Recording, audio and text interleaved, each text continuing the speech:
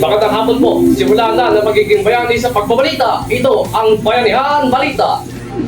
Mga kabayani, dalawang lalaki po sa lungsod ng Malabon ang nahulihan ng baril sa magkaibang barangay.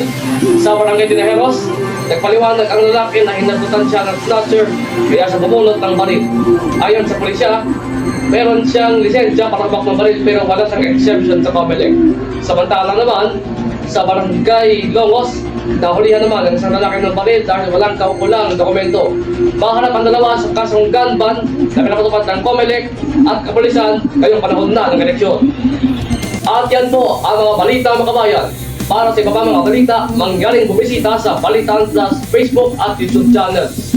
At maaari din pong mag-email na balita sa officialbalitanplus@gmail.com. Ito ang inyong lingkod, Arkin Juan David Guyaon, ang inyong bayani sa pagbabalita.